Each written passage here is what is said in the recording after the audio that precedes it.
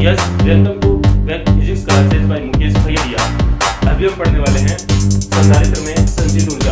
संधारित्र में ऊर्जा को किस प्रकार से संचित रहती है और उस ऊर्जा का मान कितना होता है। तो इसमें एक सिंपल टेक्निक है, एक छोटा सा डेरिवेशन है, ठीक है, और मोस्ट भी है। तो आप देखें, इसको जल्दी जल्दी देखें कि किसी संधारित्र को आवेश देना पड़ता है।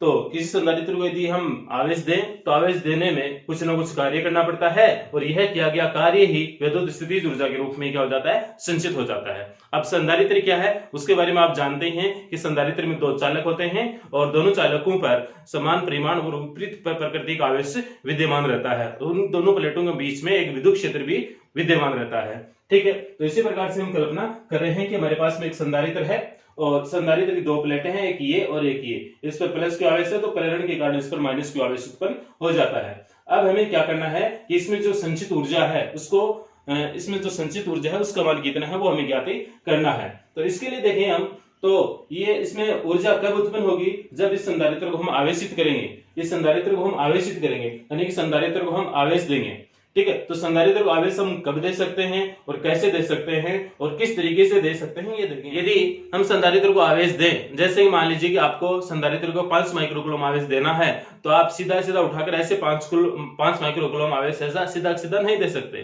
ठीक है। उसमें जो आवेश देने की प्रक्रिया है वो 0 से लेकर 5 माइक्रोकूलम तक हम लगातार उसको बढ़ाते रहेंगे। जैसे कि मान लीजिए कि आपके पास में एक बाल्टी है, बाल्टी में आप पानी भरना चाह रहे हैं नल से, ठीक है। तो आपने जैसे नल को ऑन किया तो तुरंत प्रवाह से क्या बाल्टी पानी की भर जाएगी? नहीं भरेगी, ठीक है, क्योंकि उसका जो लेवल है वो धीरे धीरे बढ़ेगा। उसी प्रकार से ही अब जब हम किसी संधारित्र को आवेशित करते हैं तो उसको भी हम आवेश 0 से लेकर उसको धीरे धीरे उसकी मैक्सिमम कंडीशन तक उसको देने में सक्षम होते हैं, ठीक है। तो इसी प्रकार की कंडीशन हम मानते हुए हम ये कर रहे हैं। तो नीचे आप एक दो लाइन लिख सकते हैं। संधारित्र को आवेश, पूरा आवेश एक साथ नहीं दे सकते, स्पीड से लिख रहा हूं, आप देख लीजिए। संधारित्र को आवेश एक साथ नहीं दे सकते, इसको शून्य से क्यू आवेश क्यू तक आवेश देते हैं, ठीक है। अब हमें कुछ कंडीशन माननी है। माना कि किसी समय संधारित्र में उपस्थित आवेश कितना है उसके लिए हम देख रहे हैं, ठीक है। माना किसी समय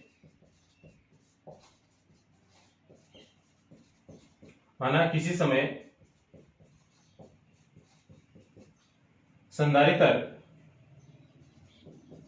को dq आवेश दिया जाता है, तब संधारित्र पर उत्पन्न विभवांतर माना कि V डैश है। तब संधारित्र पर उत्पन्न विभवांतर माना कि V डैश है, ठीक है। अब ये बात है कि हम इतना आवेश दे रहे हैं, किसी समय उसको dq आवेश दे रहे हैं, और dq आवेश देने पर उस पर जो कुल विभवांतर है वो कितना है, V डैश हो जाएगा, ठीक है। तो उस समय यानी कि उस dt समय, मान लीजिए कि हम किसी समय dt समय में dq आवेश दे रहे हैं, तो उस समय संधारित्र पर विभव V डैश हो जाता है, और उस कंडीशन में किया गया कार्य कितना होगा, यानी कि dq आवेश देने में किया गया कार्य, dq आवेश देने में किया गया कार्य।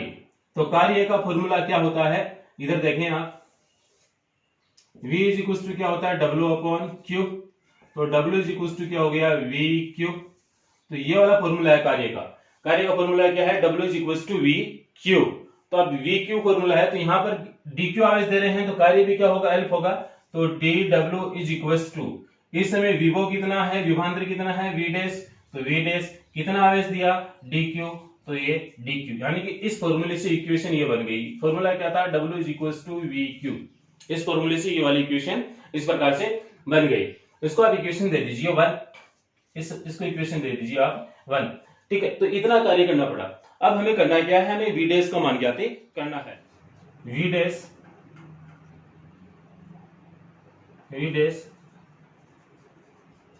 विभवांतर के संगत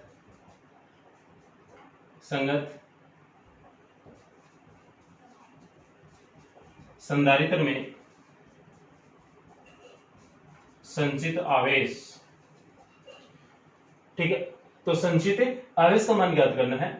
तो संधारित्र की धारिता यदि हम C मान लें तो C is equal to Q upon V dash, यानी कि संधारित्र की धारिता C, किसी समय यदि संधारित्र पर उपस्थित आवेश या संचित आवेश यदि इसमें Q है और उसके संगत विभव या विभवांतर कितना है V डैश है, तो इस प्रकार से लिख सकते हैं। ठीक है, C is equal to Q upon V वाले फॉर्मूले से तो V डैश की वैल्यू निकालें तो V dash is equal to यहाँ पर क्या हो गया आपके पास में V dash is equal to Q upon C, equation 2 समीकरण 1 व 2 से, समीकरण 1 व 2 से, यानी कि V डैश का मान आपको यहाँ पे रखना है। तो dw is equal to V dash का मान रखें आप Q अपॉन C और ये क्या आपका dQ, इक्वेशन 3। अब यदि हम संधारित्र को आवेश है वो 0 से Q तक प्रदान करें, यानी कि 0 से कैपिटल Q तक दें तो किया गया कुल कार्य।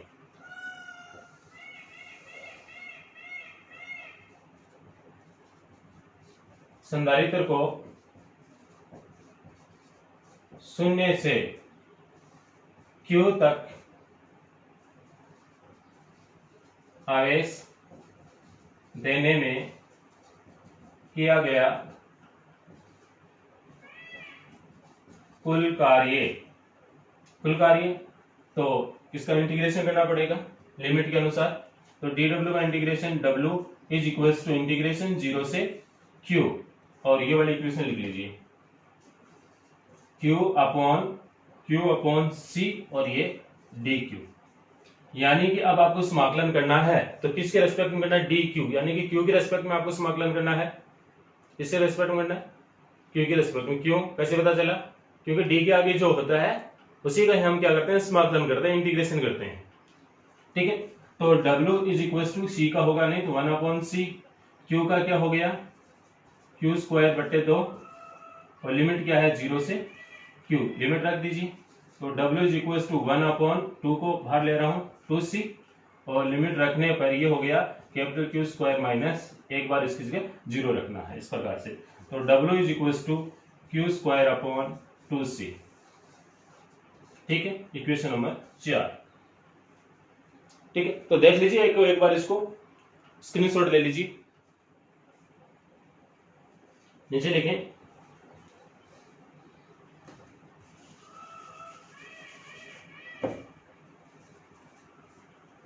यह है किया गया कार्य संधारित्र की कुल स्थितिज ऊर्जा में वृद्धि के रूप में संचित हो जाता है। यह किया गया कार्य संधारित्र की कुल स्थितिज ऊर्जा में वृद्धि के रूप में संचित हो जाता है। अतः यह किया गया कार्य W is equal to U या U is equal to W, यानी कि U is equal to W। ठीक है, मान रख दीजिए। अब इसको मैं इधर से मिटा रहा हूं, पहले आप इसका एक स्क्रीनशॉट ले लीजिए।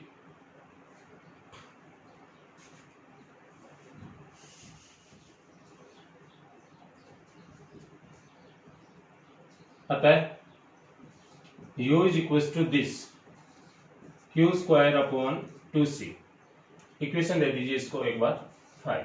नेक्स्ट, ठीक है। अब देखें आप यहाँ पर हम Q और C का मान बदल कर लिखने वाले हैं, यानी कि ऐसा होने पर, यानी कि उस संधारित्र को Q आवेश देने पर यदि उसके प्लेटों के मध्य विभवांतर कुल विभवांतर यदि V उत्पन्न हो जाए तो परंतु हम जानते हैं कि C is equal to Q upon V और Q इज इक्वल टू क्या हो गया CV। ठीक है, Q का मान रखने पर समीकरण 5 में Q का मान रखने पर, समीकरण 5 में Q का मान रखने पर तो क्या हो गया U इज इक्वल टू ऊपर देखो स्क्वायर है तो इन पर भी क्या आ जाएगा स्क्वायर, तो C square V square upon 2c, एक सी से एक सी कैंसिल, तो u इज इक्वल टू क्या आ गया, ये सी वी है ना, C V square upon 2, equation दे दीजिए 6। ठीक है, एक बार इसमें q का मान रखना है और एक बार इसमें किसका रखना है, c का मान रखना है। ठीक है, तो समीकरण 5 में c का मान रखने पर, ठीक है, c का मान रखने पर, c का मान ये है, c नीचे है, तो देखें आप u is equal to q पर तो q स्क्वायर अपॉन, अब c का मान रखें नीचे ये 2 और c का मान रखें q अपॉन v, एक q से एक q कैंसिल और ये घूमकर ऊपर, तो ये क्या हो गया 1/2 और qv, यानी कि ये हो गया u is equal to 1/2 qv, समीकरण 7। ठीक है, अतः हमारे पास में स्थितिज ऊर्जा के कितने फॉर्मूले हो गए, 3 फॉर्मूले हो गए, तो आपको ये तीनों फॉर्मूले याद रखने हैं। यहां पे लिख रहा हूं तीनों फॉर्मूले,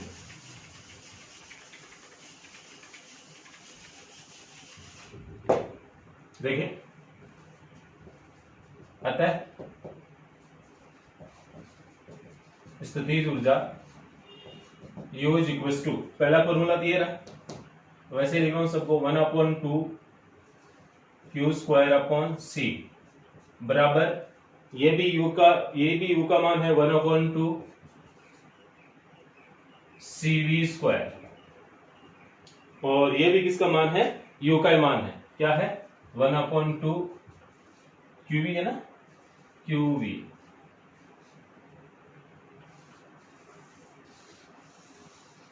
ये 3 फॉर्मेट में, ये 3 फॉर्मेट में क्या है, u के मान है। स्थितिज ऊर्जा कौन सी है, जो संधारित्र में संचित हो रही है।